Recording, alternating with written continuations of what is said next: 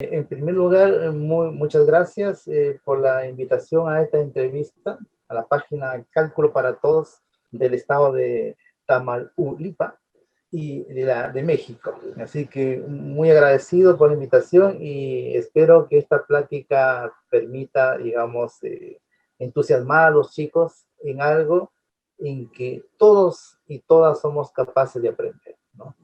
Respecto a su artículo, todos somos buenos para las matemáticas. ¿Usted por qué cree que todos somos buenos para las matemáticas?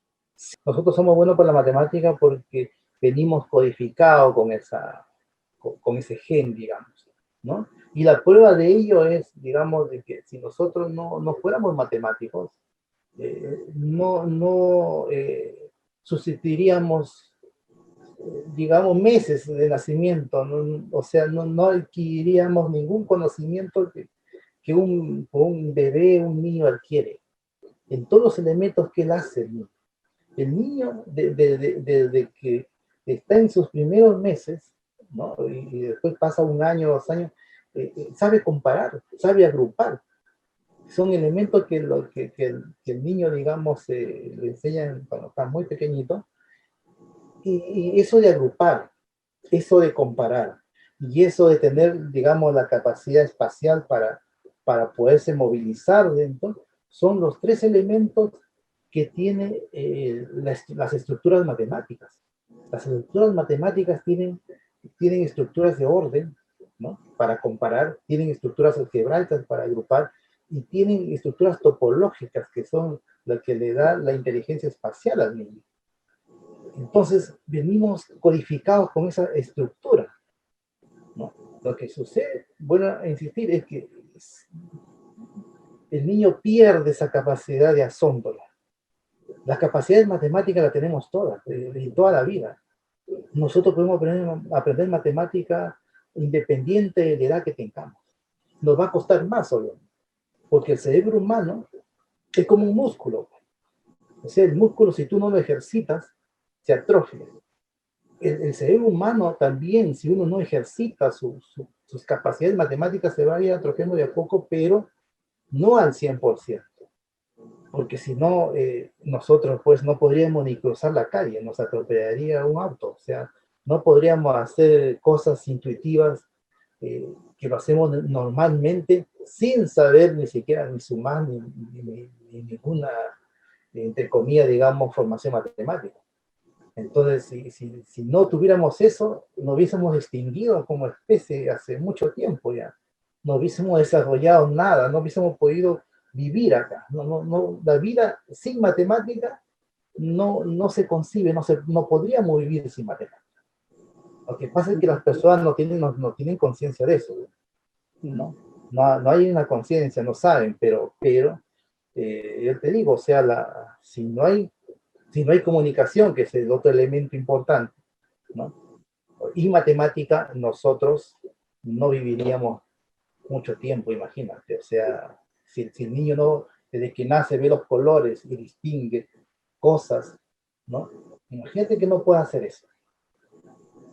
Esa persona no podría ver, no podría desarrollar su vista, su sentido de la vista, si el que no podría tener lógicas en su cerebro. ¿Te das cuenta? O sea, está todo ahí. Hay que saber estimular para que no pierda esa capacidad de asombro, de preguntarse por qué, de amar el conocimiento. Eso es lo que yo siempre insisto. Amar el conocimiento de aprender. Es el felicidad.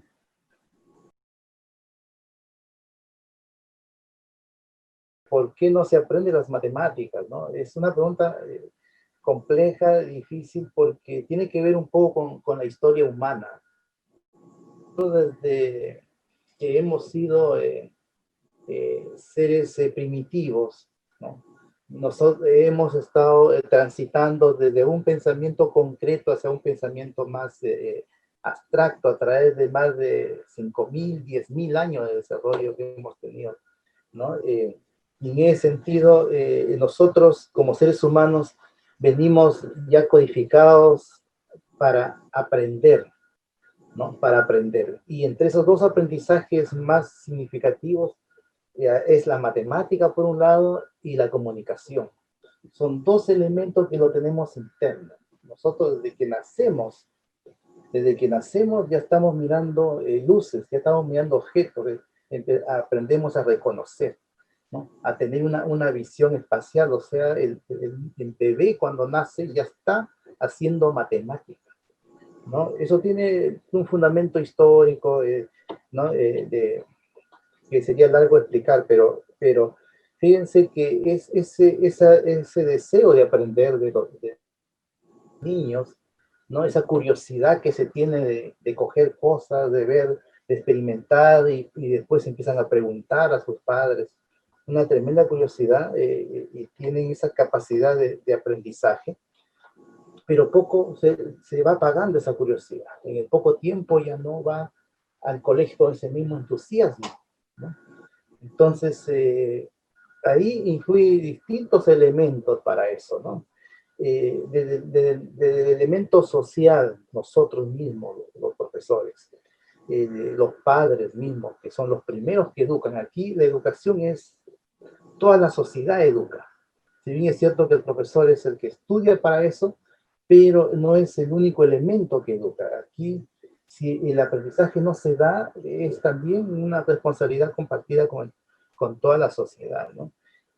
Además de eso, los gobiernos también influyen a través de sus políticas educativas, ¿no? A través de sus planes curriculares, ¿no?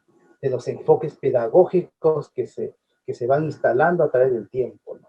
Todos esos mecanismos que se están dando, ¿no?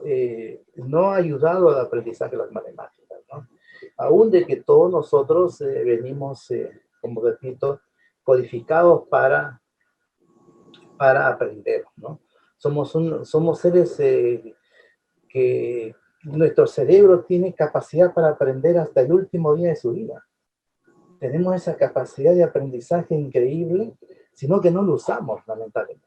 No lo usamos. O sea, las personas pueden transitar muchos años de su vida simplemente pensando en cosas cotidianas, digamos, de la vida, pero nunca se sientan a preguntarse el porqué de las cosas, ¿no? El por qué funcionan las cosas, el por qué, digamos, las noticias, por decir, ¿no? Tanta información que nos brindan y simplemente lo recepcionamos o escuchamos opinión de otras personas, pero nunca lo cuestionamos, nunca tenemos un pensamiento crítico, científico, muy pocas veces, ¿no?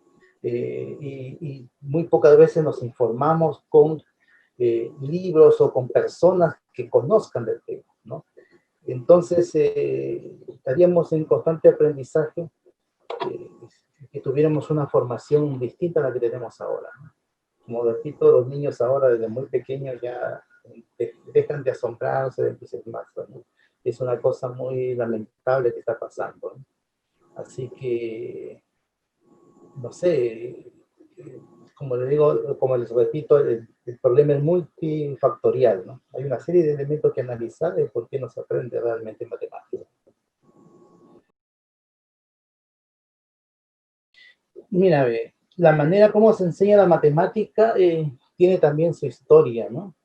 Porque la matemática, o sea, el conocimiento no solamente matemático, filosófico, científico de la antigua Grecia, por ejemplo, era bastante elitista, ¿no? La educación en general, en la gran parte de la historia ha sido bastante elitista, o sea, una educación solamente reducida, primero por las élites aristocráticas, hijos de los reyes, por ejemplo, ¿no? La gente de mucho dinero podía acceder a la educación, eh, pero eso fue cambiando prácticamente entrando al siglo XX y a mediados del siglo XX hubo un suceso de, digamos, de masificación de la educación. Entonces, ya a esas alturas de, digamos, de la historia, una matemática ya de más de 5.000 años de desarrollo, ¿no? Hecho por personas de alto talento para desarrollar todo el conocimiento que ahora tenemos, se instaló el problema de cómo enseñar matemática o ese conocimiento a toda la población, porque hubo una masificación, una creación de universidades, de escuelas, qué sé yo. Entonces, lo que se hizo en esa época, yo estoy hablando más o menos en los años 50, 60 del siglo pasado, ¿no? Es establecer una suerte de eliminar, digamos, la historia de las matemáticas, ¿no? Y centrarse en una matemática más formal, más rigurosa, más axiomática, más estructurada, ¿no? Eso fue influenciado por la escuela francesa, ¿ya? Y eso fue más o menos en los años 40, 50, donde los grandes matemáticos franceses iniciaron toda una corriente para eliminar todas las matemáticas y centrarse en la parte formal de las matemáticas, ¿no? De tal manera que en esos años se de cambios curriculares para introducir estos conceptos modernos de la matemática de esa época desde los primeros años de nuestra educación. Entonces, introducir estos conceptos modernos hizo los profesores de la época, los profesores escolares de la época no estaban capacitados para entender ese tipo de matemática, era completamente nueva para ellos, y aunque hubieron en muchos países, sobre todo en Latinoamérica, procesos de capacitación, 60, 70, para, digamos, introducir en estas nuevas matemáticas que se llamaban matemáticas modernas en esas épocas. La famosa matemática moderna, en donde se estudiaba ya cosas más estructuradas de la matemática, y eso ha continuado. Entonces, esa fue la primera ruptura, y por eso no se, digamos, desde ahí se inició lo que se llama la crisis de la enseñanza de las matemáticas. Empezaron ya a, digamos, a no entender muchas cosas, ¿no? Porque ni siquiera los profesores estaban calificados para hacerlo. Era muy difícil capacitar a los profesores en esa época, ¿no? Profesores que venían con una formación distinta y colocarle, digamos, todo esto tendría que reformularse a través de teoría de conjuntos, por ejemplo. Empezó a hablarse de conjuntos en esa época de manera, digamos, formal, muy estricta, de manera matemática. Hasta la fecha le cuesta a los profesores, a los estudiantes de pedagogía, hasta la fecha les cuesta, digamos, estudiar ese tipo de teoría de conjuntos, en donde se basa toda la matemática moderna. O sea, todo lo que uno estudia ahora desde los primeros grados de primaria, de secundaria, se basa en conjuntos, todo. Entonces, una teoría inventada, recién al fin del siglo XIX, principio del XX. Ahí estaba recién inventada, entonces eso digamos, perjudicó bastante el aprendizaje, pero por otro lado, ese método logró de que las matemáticas se potenciaran como nunca antes se habían hecho. Este método formal que cuento, ese método ha logrado en este momento que las matemáticas, así como la investigación matemática, la creación del conocimiento matemático, se haya disparado de manera exponencial, ¿no? Se calcula que en 30 años se ha investigado más que todos los siglos pasados de nuestra historia, ¿no? En cuanto a matemática, pero en cuanto a que este conocimiento sea transmitido a las generaciones a través de la enseñanza media básica, ha sido todo un retroceso tremendo, ¿no? O sea, aquí ya está instalada en este momento, miren, ya estamos entrando a la tercera década del siglo XXI. Y este problema sigue igual, como en los años 70, exactamente igual. O sea, es una cosa que debemos preocuparnos, porque se ha generado una mala fama de las matemáticas a nivel social, ¿no? Muy estigmatizada la matemática, ¿no? Siendo una ciencia que es netamente necesaria para nuestra subsistencia. O sea, una persona que no, imaginen, yo afirmo, venimos codificados como matemáticos, aunque no tengamos formación matemática, aunque nunca hayamos ido a la escuela, por ejemplo, pero nosotros no podemos, una persona sí puede salir, por ejemplo, a la calle esa persona, no crean que si viene un vehículo, él se lanza y camina nomás, no, él hace un cálculo mental para no chocarse con el vehículo. ¿Se dan cuenta? O sea, él tiene la matemática instalada, aunque no sepa, no tenga educación formal. Si no tuviéramos matemática, ya hubiésemos desaparecido como especie, no supiéramos cómo manejarnos en esta sociedad, ¿no? Nada, o sea, no haríamos ningún cálculo, este mundo no fuera matemático como lo es. O sea, es algo imprescindible para nosotros. Sin embargo, no se aprende bien.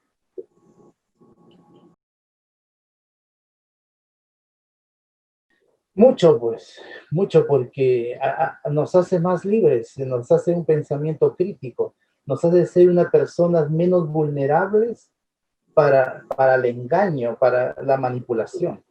Porque, mira, cuando uno tiene una formación matemática, lo razona y lo piensa todo. Y empieza a entender el mundo que le rodea. Y empieza a preguntarse hasta por dónde camina, qué lugar me permite ir más rápido, a qué distancia, qué sé yo, o sea, y empieza a preguntarse distintas cosas y empieza a investigar y darse cuenta, entender. Por un lado es eso, pero por otro lado te da un nivel de desarrollo mental que te permite, digamos, tener un pensamiento reflexivo, crítico y hasta filosófico de las cosas cotidianas que él puede estar pasando, digamos, ¿no? Desde todo punto de vista, desde el punto de vista económico, social, político, las noticias que él, digamos, escucha, ve en la televisión, en la radio, él tiene un pensamiento ya mucho más elaborado cuando tiene conocimiento matemático. Cuando no lo tiene, la persona está totalmente limitada, es muy vulnerable, es muy manejable, susceptible a ser manipulada por medios de comunicación, por medio social donde se desenvuelve, qué sé yo, o sea, por eso es importante la educación matemática, por eso. Claro. Aparte que nos inculca valores, ¿eh? La formación matemática es valórica. La formación matemática le da, mira, aparte de una estructura mental, te da una forma de ver la vida como digamos, con ética y con valores. ¿Por qué? Porque el trabajo matemático tiene eso. El trabajo matemático es netamente, tiene una certeza, los resultados matemáticos, los ejercicios, los problemas matemáticos, una certeza, tiene una suerte de solución a través de colectiva, digamos, porque varias personas, varios chicos pueden también intentar resolver colectivamente un problema. Entonces hay una suerte de empatía, hay varios elementos que se conjugan en el trabajo matemático, ¿no? Que te permite ser una persona más sociable, más empática, igual. O sea, tiene muchos elementos, ¿no? Que sin embargo se observa que en las escuelas los relacionan así. O sea, muchas veces se está enseñando matemáticas, sobre todo en este último tiempo, como para convertir a un niño en un pequeño matemático, ¿no? Y yo creo de que eso no es el objetivo para una enseñanza media básica. Necesitamos formar ciudadanos. En ese sentido, los maestros tienen que preguntarse de qué forma mi matemática que enseño contribuye a formar un buen ciudadano, con valores, con ética, ¿no? Con moral, con conocimiento para reflexionar en todos los elementos todo lo que él en su vida va a enfrentar, ¿no? Y el conocimiento matemático tiene todas esas cualidades. Bien enseñado tiene toda esa formación. Por eso es fundamental.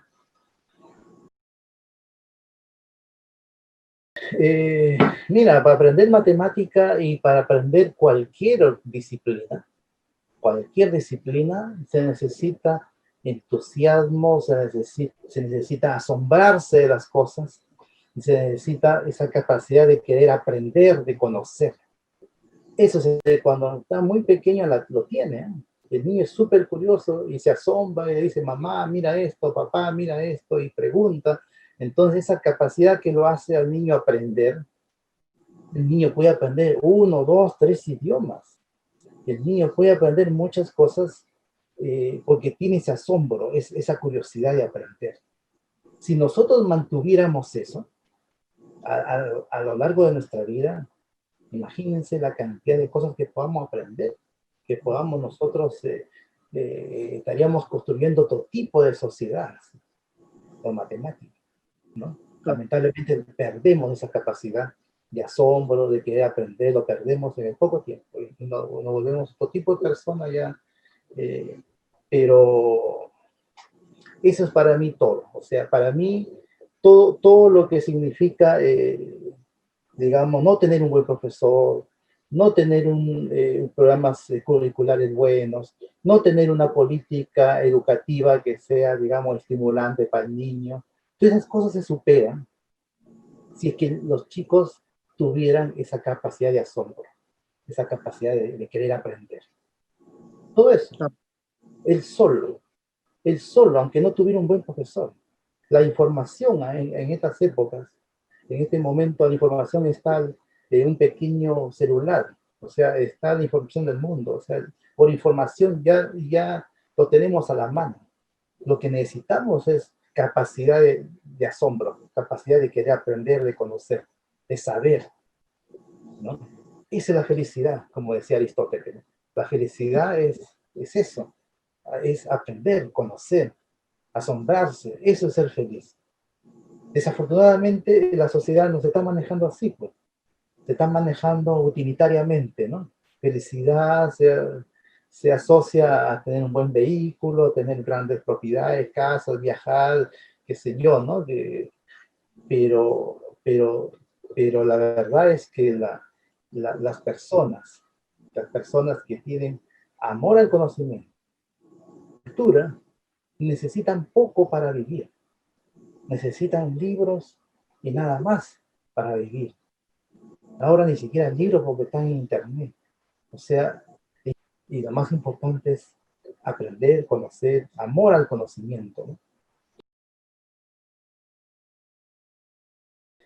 ¿Qué mensaje le daría? Miren, es una pregunta difícil porque cada niño es un universo, ¿no? Cada niño es distinto, ¿no? Cada ser humano en general eh,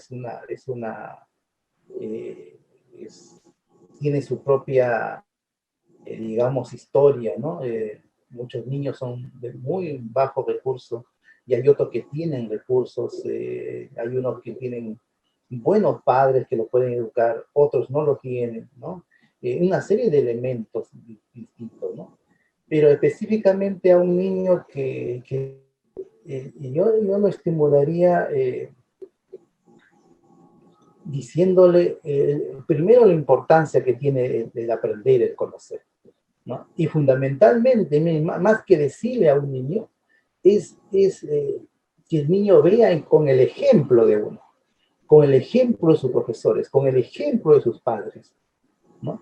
Un maestro tiene que ser una persona que ame el conocimiento, que sea un estudioso de su disciplina, que el niño lo vea como un personaje a imitar, digamos, eh, de admiración. Igual sus padres. Los padres tienen que ser lectores, tienen que leer.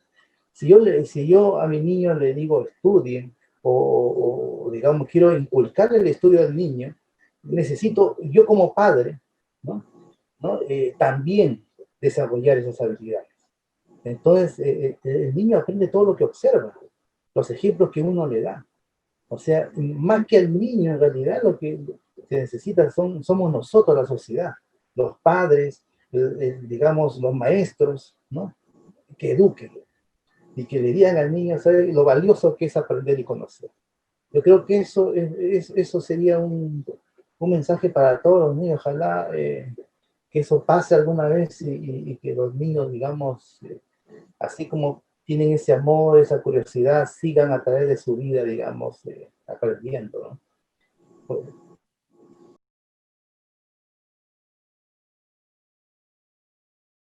ah, el gusto por las matemáticas. Mira, es la segunda vez que me han preguntado sobre ese tema. Y yo quiero decir lo siguiente, miren. Generalmente, cuando se le pregunta a un profesor de matemática o a un matemático, ¿no? ¿Cómo fue cómo inició ese amor por la matemática? Generalmente hay dos razones, en general hablo, ¿no? En general. La mayoría dice, bueno, porque en algún momento de mi vida, ¿no? Me tocó un profesor, ¿no? Fíjense lo potente que es ser un profesor. Un profesor te puede marcar para toda la vida, ¿no? Un buen profesor, ¿no? Que me hizo ver lo que era la matemática. Antes mis profesores eran aburridos, me hacían puros cálculos y yo no entendía por qué tenía que hacerlo de manera precisa. Entonces vino este otro profesor y me cambió, ¿no? Y de ahí me empezó a estimular. Esto es importante también. Y la otra manera, que también muchas personas dicen, ¿no? Es a través de estas competencias que son para buscar talentos matemáticos, ¿no? Llámese olimpiadas, concursos de matemática, qué sé yo, ¿no? Que a veces el chico, por alguna razón, fue seleccionado en su escuela y después empezó ganando concursos y se fue entusiasmando, ¿no? Y si esa persona llega a representar al país, imagínense, ¿no? Para algún evento internacional, eso lo marca para toda la vida, ¿no? Desafortunadamente, pocas de esas personas se dedican a la matemática en el futuro, porque la misma sociedad estigmatiza, no sabe lo que es ser un matemático. Entonces, sus mismos padres, los mismos maestros a veces le dicen a estos chicos, estudia una carrera de ingeniería, estudia medicina, que es unas carreras que te van a dar mejor prestigio profesional, mejor nivel económico, que sé. Y matemática, ¿para qué? ¿No? O sea, y son pocos. Yo conozco gente, sí, algunos, que de las Olimpiadas se hicieron matemáticos y son brillantes matemáticos. Tienen capacidades enormes para producir matemática y esperamos de que todos, digamos, los chicos que van a Olimpiadas, ojalá se dediquen a las matemáticas. Eso sería excelente, ¿no? Ahora, en lo particular, ya que me ha hecho la pregunta, no fue por ninguno de estos dos motivos que en mí ocurrió una cosa que le ocurre también a algunas personas, no solamente soy yo el que, digamos, que le ocurrió esto, ¿no? En principio yo no tenía ninguna preferencia en mi enseñanza media y básica sobre la matemática. Para mí era tan fácil como lo era historia, lo era lenguaje, lo era todas las materias. No tenía ninguna preferencia, la verdad. O sea, incluso cuando terminé el colegio no sabía qué estudiar, porque yo sabía de todo, me gustaba todo, y la matemática lo veía muy sencilla, o sea, yo nunca tuve problemas, incluso igual representé a mi colegio, digamos, en concursos de matemática y todo, pero no era para mí un tema, digamos, que me entusiasme, así como que escucho a varios de mis colegas cuando hablan de cómo se iniciaron con la matemática. Eh, a mí me gustaba la historia, me gustaba mucho. Le encontraba más interesante, ¿no? Y hasta hoy me encuentro muy interesante la filosofía, ¿no? La psicología, me tenía muy buenas notas entre esos cursos. Pero ¿cómo cambió para mí el deseo de las matemáticas? Sucedió que una vez llegó o sea, tuve acceso a una prueba de admisión. En el Perú, donde yo, digamos, nací y ahí estudié, en el Perú, cada universidad tiene pruebas de ingresos particulares. No es como en el Chile, donde hay un solo examen para todos. Entonces, en el Perú hay una universidad que yo creo, sin temor a equivocarme, digamos que es una de las universidades que da un examen de ingreso con, digamos, un nivel de dificultad alto, bastante alto, diría yo, ¿no? Que se llama la Universidad Nacional de Ingeniería, la UNI, la famosa UNI en Lima, ¿no? Donde te ponían, pues, 30 preguntas por cada área, 90 preguntas, pero Entonces, cuando yo por primera vez vi esas pruebas, ¿no? Y pude observar, digamos, el nivel de las preguntas, me di cuenta de algo que no sabía, ¿no? Que la matemática no era tan fácil como yo pensaba que entonces que era difícil. o sea, me empezó a dar curiosidad de cómo resolver esas preguntas. ¿Cómo resolver? O sea, cómo yo quería resolver eso. Entonces yo tenía que prepararme. Allí en el Perú las personas se preparan aparte del colegio. Hay libros especiales, hay una cantidad de literatura de matemática preuniversitaria de alto nivel, de buen nivel, ¿no? Y empezarse a preparar, aparte de lo que estaba en el colegio, hay un espacio entre el colegio y la universidad, hay una etapa preuniversitaria que hay que subsanar, ¿no? Y bueno, empezó ahí ese deseo de aprender la matemática. Ahí me di cuenta de que ahí era lo difícil, ¿no? Y la verdad es que a mí me gusta lo difícil y eso lo he mantenido siempre, eh, pero eso fue mi forma de llegar a la matemática. Mi forma fue eso, es un desafío intelectual de buscar, digamos, resolver ese tipo de problemas difíciles, ¿no? Y que de ahí empecé con esto, ¿no? Pero mi lado, digamos, de humanista me ha seguido rondando por mucho tiempo igual, o sea, sino que cuando uno se mete al lado matemático, es tan absorbente esto que pierde, digamos, eh, mucho conocimiento humanístico que lo he venido retomando recién en este último tiempo, y por eso que he estado incursionando en algunos temas de divulgación, de historia, de filosofía y eso, porque me encanta igual, pero con la base matemática es excelente. Yo creo que yo no me arrepiento nunca de haber estudiado matemática. Yo creo que si hubiese estudiado filosofía, por ejemplo, que hubiese sido otra opción, sino que en la universidad donde yo estudié no había filosofía, ¿no? Hubiese sido otra opción, pero no es lo mismo, digamos, ser un filósofo y después meterse, digamos, a estudiar filosofía, la matemática, por ejemplo, de la ciencia que me interesaría estudiar, que siendo mejor un matemático y después incursionar al área de la filosofía. Es mucho mejor. ¿Por qué? Porque la matemática te da toda esta riqueza que he conversado. O sea, en la matemática, tú ves un libro de cualquier área y lo entiendes rápidamente, ¿no? Entonces eso para mí ha sido fabuloso estudiar matemáticas, fabuloso. Entonces, ¿lo atrajo las matemáticas creativas? Mira, ve, las matemáticas recreativas también me atrae bastante. Me acuerdo que hay unos textos soviéticos, ¿no? El Perú ha tenido mucha influencia soviética. Estos libros de matemática recreativa soviéticos estaban en la época mía, ¿no? En el Perú, digamos, en los años 70, 80, se dedicaron mucha gente a resolver literatura que venía de Francia, venía de Alemania, venía de Rusia bastante, ¿no? Y a través de eso han hecho textos, libros ahí en el Perú, ¿no? O sea, ha avanzado bastante en la parte docente, ¿no? Entonces, la parte recreativa, claro, es estimulante, interesante ver, digamos, cómo uno puede resolver problemas que parecieran difíciles de entender, ¿no? Pero con un poquito de reflexión uno va entendiendo. Es la riqueza que tiene la matemática. La matemática es, a ver, el sentimiento que se tiene cuando uno se mete digamos, a problemas matemáticos es ese éxtasis que uno tiene a lo difícil, ¿no? A lo que no te sale, a lo que es. Yo, por ejemplo, nunca he comprado un solucionario, que hay muchos a veces en el mercado. Problema, prefiero no saberlo. Y si no, yo tengo que hacerlo, aunque me demore, no sé, pues un día, 2 días, pero hasta que lo pueda sacar. O sea, esa es la forma de aprender, ¿eh?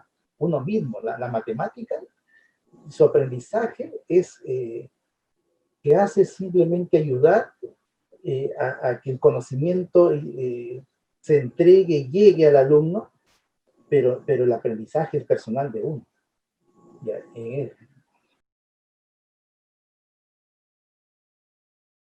sí, pues por supuesto. Mira, en ese aspecto hay ejemplos muy bonitos en la historia, ¿no? De personas, de personajes que no han tenido una educación formal en matemática, pero que se han convertido en brillantes matemáticos. ¿Sí? Una educación formal, ¿no? Pero son excepciones. Eso de ahí, que en la historia hay personajes así, son excepciones. En general, las personas necesitamos de maestros, ¿no? Si uno quiere dedicarse, por ejemplo, a investigación en matemáticas, eso lo puede corroborar cualquier matemático investigador, digamos, es importante estudiar con maestros, ¿no? Es súper importante porque ellos son los que marcan el camino y el que muestran los problemas que realmente son importantes para el desarrollo de la matemática, ¿no? Pero a nivel ya, digamos, de escolar, claro, o sea, el hecho de que el chico sea una persona que tenga una conciencia de autoaprendizaje, ¿no? Autodidacta, ¿no? Es valioso. O sea, si todos fuéramos autodidactas, yo creo que este mundo fuera otro, ¿no? Sí, pues es importante también. A nivel básico, mira, en la formación docente se ha pasado también por etapas. ¿Ya?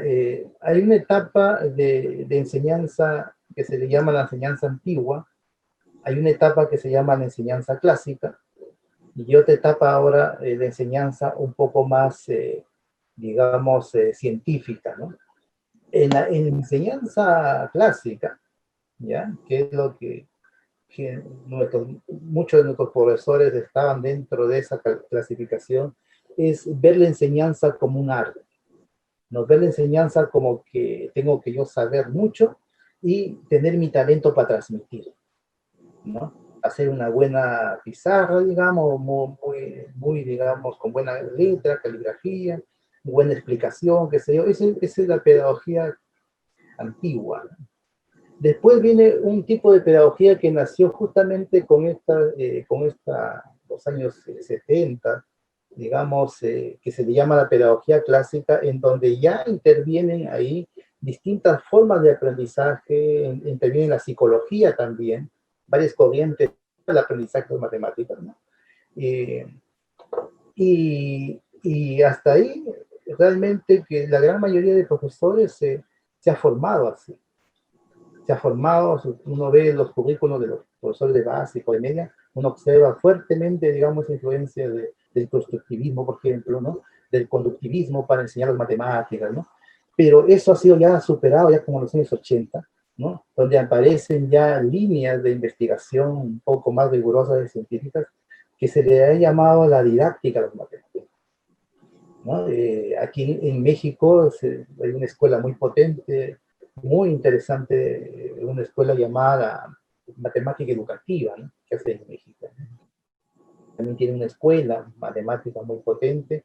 Y yo qué le diría a los maestros, formarse en esas escuelas, formarse. Es importante la formación en las escuelas. Es lo más, digamos, contemporáneo que hay con respecto al aprendizaje de las matemáticas. Pero no hay que perder de vista que todo eso no digamos, ser muy bueno para a enseñar mejor si es que uno no sabe la disciplina. Entonces yo partiría primero diciéndole, conozcamos la disciplina bien primero, la disciplina matemática, ¿no? Un profesor que no sabe la disciplina bien, yo dudo bastante, por más formación pedagógica, didáctica que tenga, que pueda enseñar con la solidez que necesita un profesor, ¿ya? Así que eso yo le recomendaría bastante. Una buena formación matemática y estudiar estas nuevas corrientes de la didáctica de las matemáticas que están en auge y en desarrollo ahora, ¿no? Mira, yo admiro bastante a Henry Poincaré, por diferentes razones, ¿no? No solamente por ser, digamos, un brillante matemático, hay muchos brillantes matemáticos a través de la historia, ¿no? Y tampoco por ser uno de los últimos matemáticos universalistas que, digamos, que se le reconoce. O sea, un universalista en qué sentido, ¿no? De decir que es un matemático que conoce casi toda la matemática de su época, ¿no? Hilbert era uno de ellos también, ¿no? se le reconoce a Poincaré esas cualidades, ¿no?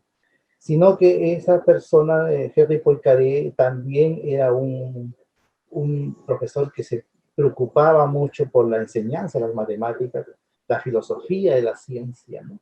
Entonces esas personas que combinan esas cosas, ¿no? Que hacen que la matemática sea más social, digamos, así entre comillas, son los que más admiro. Yo admiro mucho a gente de Poincaré. En el último tiempo, digamos, del siglo XX, yo admiré mucho a Miguel de Guzmán, un matemático español muy brillante, también con, digamos, con capacidades para conectar la matemática con, digamos, con enseñanza, ¿no? Miguel de Guzmán. Yo diría que esos dos son los que más admiro, ¿no? Bueno, y pues háblanos un poco sobre los artículos que ha publicado y si tiene algunos otros artículos que va a publicar. Bueno, mira, ve, yo últimamente me estoy dedicando a lo que es la divulgación matemática y estamos desarrollando ahora, mira, ve, con esta idea de querer acercar la matemática a la comunidad, a la sociedad, estoy primero por artículos periodísticos, ¿ya? En artículos periodísticos estoy ahora desarrollando dos columnas en dos revistas mexicanas, ¿no? Una es Impulso Informativo, que es de Puebla, ¿ya? Y la otra es la revista Buzo de la Noticia, que es de Ciudad de México, ¿no? Entonces, en ellos yo estoy haciendo lo siguiente, miren, en la revista Impulso estamos trabajando, digamos, temas, ¿no? Que transcurren en la historia de las matemáticas, temas que caracterizan ciertas cosas de la historia de la matemática, como por ejemplo, los matemáticos políticos, por ejemplo, que es un tema que creo que va a dar una visión a las personas que lo leen, de que el matemático no es una persona que para, digamos, encerrado en sus libros, haciendo teoremas y todo. No, ha habido una influencia política también en la historia por parte de los matemáticos, ¿no? Y después estoy pensando hacer otra serie así de artículos que tengan que ver con los conflictos entre matemáticos. También vamos a ver cómo entre matemáticos ha habido disputas, conflictos, y luego vamos a hablar sobre las mujeres matemáticas. En cuanto a la revista, digamos, Buzos de la Noticia, ahí estoy haciendo un recorrido histórico, digamos, con puntos claves, ¿no? Y con un lenguaje sencillo para que las personas lo entiendan, ¿no? No teniendo, digamos, un lenguaje técnico ni difícil de entender, ¿no? Para ir acercando la matemática a esa forma. Entonces yo creo que eso es una forma de acercarse a las matemáticas y bueno, he dado charlas, conferencias bastante, en lugares donde me han invitado o me quieren escuchar. Bueno, últimamente a través bueno, de la pandemia que nosotros estamos atravesando, estos, digamos, entrevistas de, digamos, con medios informáticos ha permitido que pueda difundir bastante contenido matemático en diferentes lugares. Así que eso me tiene muy entusiasmado y bastante alegre. Esperamos que esto continúe y con la mejor gana de poder poner un granito de arena, contribuir en algo a que la matemática se acerque más a las personas. Claro. Un mensaje que le quiere dejar a nuestra audiencia para invitarlos a que se entren más en el área de matemáticas. Bueno, en primer lugar yo quisiera felicitar a tu página porque he visto, no invito a que lo vean, ¿no? El cálculo para algunas cosas muy interesantes que han presentado como, digamos, de una profesora que trató el tema del embarazo, me parece, y cómo a través con cálculo, ¿no? Ha ido, digamos, desarrollando las etapas. Es una cosa muy interesante que si así se enseñara las matemáticas, yo creo que mucha gente estaría pero súper entusiasmada, ¿no? Y, entonces yo le digo a todas las personas, todos somos buenos para las matemáticas, ¿ya? A nivel escolar, ¿no? Otra cosa es querer ser un matemático, que es distinto ya, o sea, es como yo quisiera ser músico o futbolista, imagínense, o sea, yo podría estar jugando todos los días, entrenando, pero nunca voy a ser un futbolista porque necesito un cierto talento. No estoy hablando de una matemática especializada, por si acaso, porque ahí, como en todas las cosas, pues, o sea, un músico necesita capacidades, un deportista necesita capacidades, un matemático también. Pero en cuanto a la matemática como formación ciudadana, que es lo que se da en la enseñanza básica, media, todos y todos somos capaces de aprender esa matemática y más matemática todavía. Hasta más matemática, o sea, hasta la matemática universitaria, incluso, ¿no? Tenemos esa capacidad. Entonces, no perdamos esa capacidad. Yo le daría ese mensaje.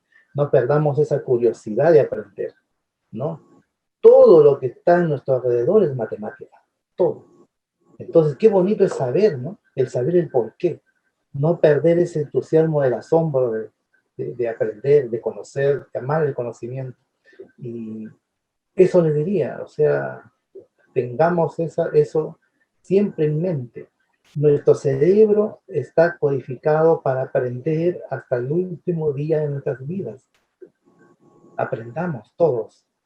Todos los días estamos aprendiendo cosas.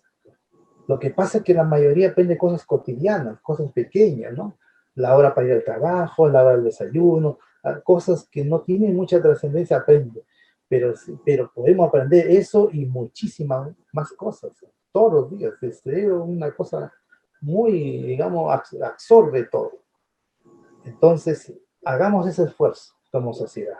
Yo creo que si esto lo logramos, vamos a hacer otra sociedad de todo, en todo punto de vista. En todo punto de vista va a cambiar todo, ¿no? Así que entusiasmemos pues, a todas las personas de que amemos esta ciencia que es la madre de todas las demás ciencias, ¿eh? La física, la química, todo se basa en matemáticas, ¿no? Y las otras ciencias humanas, muchas de ellas se están matematizando, hasta la misma filosofía, ya hay una corriente muy potente que se llama la filosofía científica, ¿no? Que trata de los mismos problemas, digamos, de la filosofía clásica, pero ahora informado con la ciencia, informado con la matemática. Muy interesante, o sea, nos espera un futuro muy prometedor para las futuras generaciones, ¿no? Muchísimas gracias por su tiempo y esperamos que después lo volvamos a entrevistar. Bueno, gracias. Muy amable, Claro. saludos para todos los mexicanos y mexicanas y ojalá pronto estaré por allá para compartir con ustedes.